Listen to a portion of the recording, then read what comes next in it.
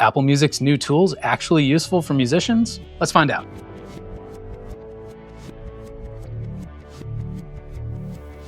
So Apple tries to turn passive listening into real-world action. Apple Music just made a quiet but meaningful move.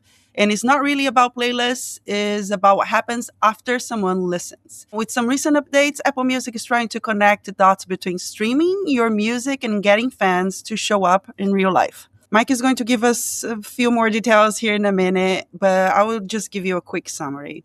First, they introduced something called New Release Insights, letting artists see in real time how the music is performing right when it drops, when that data matters most. And Apple Music is now also pushing concerts directly inside the app. If you follow an artist or even just listen to them occasionally, you will start seeing their upcoming shows and tickets links inside the app. And it doesn't stop there. Artists can also highlight set lists and tour info, essentially turning their streaming page into a live show hub. Now, on paper, that all sounds great, but the real question is, will fans actually use them inside Apple Music? Because in today's music world, we know that this is part of the problem, is getting people to actually act on it.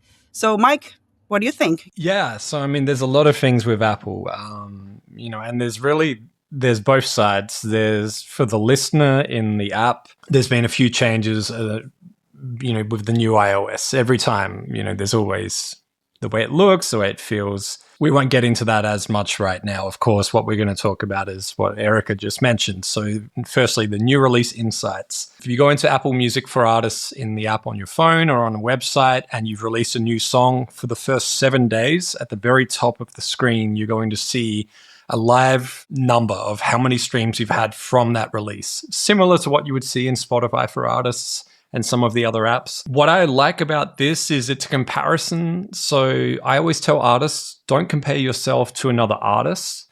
That can be crushing and really distracting. If you want to compare yourself to yourself. So what you can actually do is you can go on and say, oh, I wonder how this release is really performing. You can actually compare that to another release and look at the first 7 days. So you can say, well, this one actually had 5,000 streams in the first 7 days. This one had 800 streams. So I should feel good about that. Not to focus on numbers too much, but I actually see this as a positive thing for a release to look at in Apple Music for Artists. One step closer to them opening up more data and being more transparent in the back end for artists, which is something I know everyone's been asking for a long time. But moving on to another thing that was mentioned, which I think is far more useful for both artists and fans, which is the rollout of concerts throughout the app and everywhere. So Bandsintown and Apple Music have been working together for some time. If an artist goes onto Bandsintown, uploads all of their upcoming concerts, they will show on various platforms. But up until recently, they wouldn't show in Apple Music. In the latest update, once people update their phone, their computer, their iPad, etc., in Apple Music, it will now show concerts on the homepage, on artist profiles. So fans will now have an opportunity to tap that tab and see artists that they've favorited that are playing in their area, and other artists that they may not even be listening to yet that they may be interested in. So there's a lot of room for discovery there, which I think is really cool. Outside of that, Apple being Apple, they're also pushing these concerts into other places. So expect to see this appear in places like the Apple Maps app when you're looking at a venue that you might be driving past or you might be thinking about going to for a meal or a drink. They will show you artists that are performing at that venue and they'll be linking you back to Apple Music. And I'm going to get to set lists in a second quickly. But also Shazam, they're going to start linking deeper to all of these upcoming concerts as well. So for fans, there's a lot of opportunities for discovery of artists that they know and maybe artists they've yet to discover that will be performing near them. For the artists, there's an opportunity to drive more fans to your concerts. The last thing I'll add in here quickly is that Apple Music have had this feature for over 2 years now, I want to say, called set lists. Again, an Apple provided tool, costs you nothing, takes minutes. As long as you've connected your Bandsintown to your Apple Music profile in Bandsintown for Artists, you can go into Apple Music for Artists. You can create a set list. It's a very official looking artist playlist. It lives on your artist profile in Apple Music. It shows up very high in search results compared to a user-created playlist. It links directly to your artist profile, and it also is attached to all of your upcoming concert listings. So imagine this set list will show up when people Shazam your music. This set list is attached to those upcoming concert listings that appear in those other apps that I mentioned. And this set list contains only your own music. So you're in control of what you put in there, anything that you've released. And you can go in and edit that at any time and update it. And you can have up to 100 songs in there. And you can continue to update this, and you can create multiples of these. So for artists that have been saying, I wish I had like an official artist playlist on Apple Music, this is the closest you're going to get. And there's so much more opportunity for discovery just by creating one of these. So I would say that this is extremely valuable. How have you seen artists using this? Like, I'm curious because it's so tied to, it's called set list, so it's very sort of conceptually tied to live shows. Are they going and changing the order of tracks to match specific show set lists, or is it more just like a general companion piece for their tour? So I've seen artists actually, if they have a name for their tour, then they're actually creating a set list for that specific tour. Like there's an artist that I work with called Demi the Daredevil, and he has a tour called the Trauma Core Tour. Like, I had my coffee, so I could Trauma Core Tour.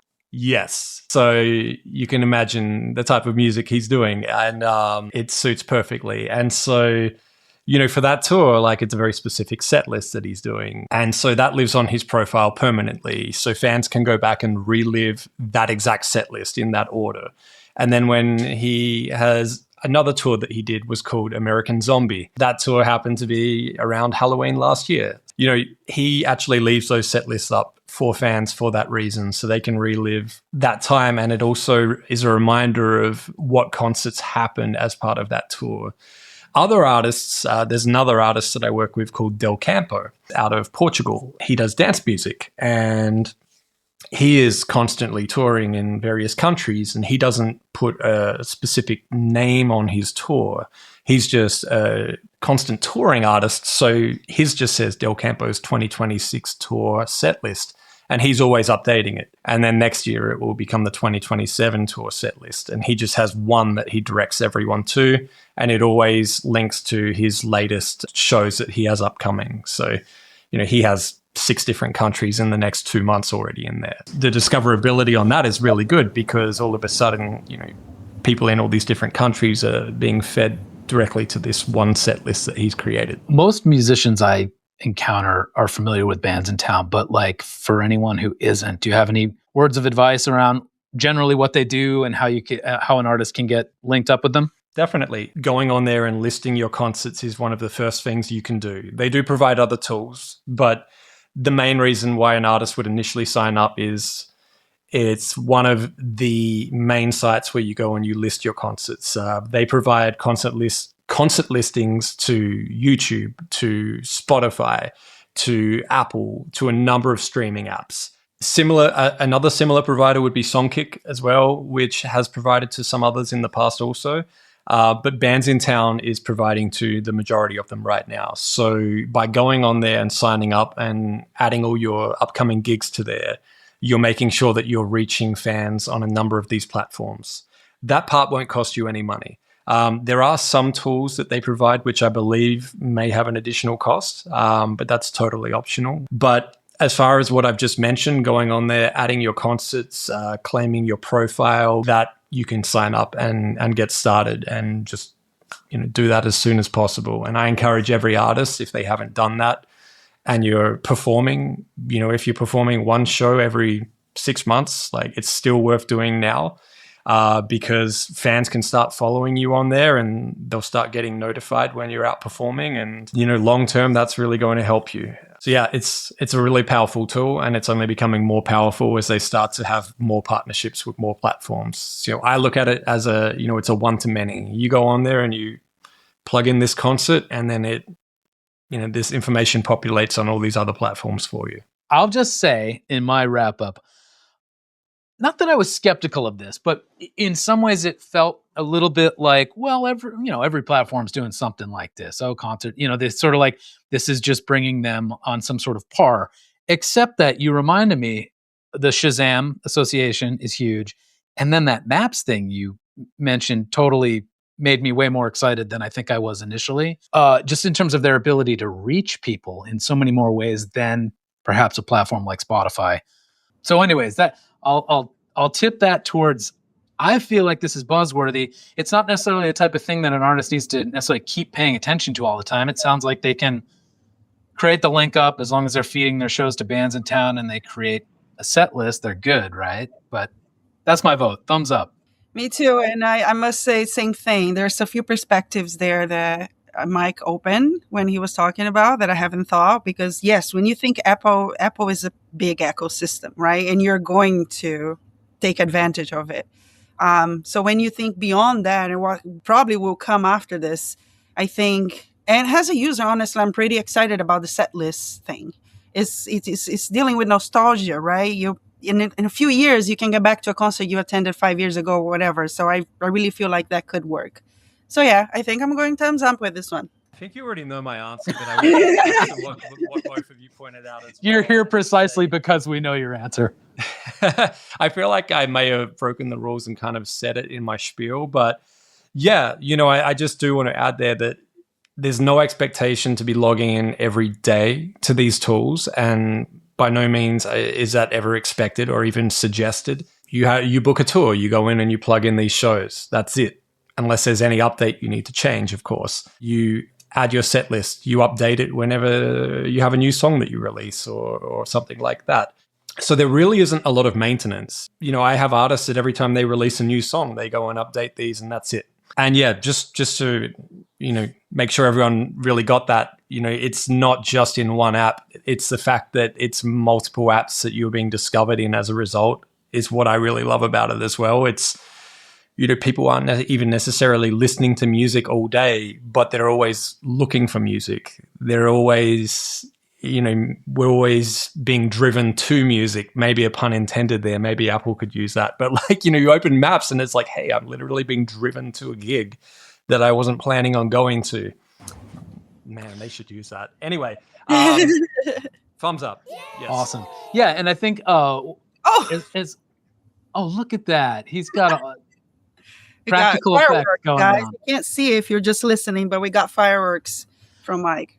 Yeah, I think if artists have the right expectations around this, this isn't a game changer in terms of going to introduce a bunch of new listeners to your ecosystem necessarily, but if you have things going on, people are already engaging, this just seems like an extra step in professionalizing your presence, connecting the dots as the intro said. So I'm into it.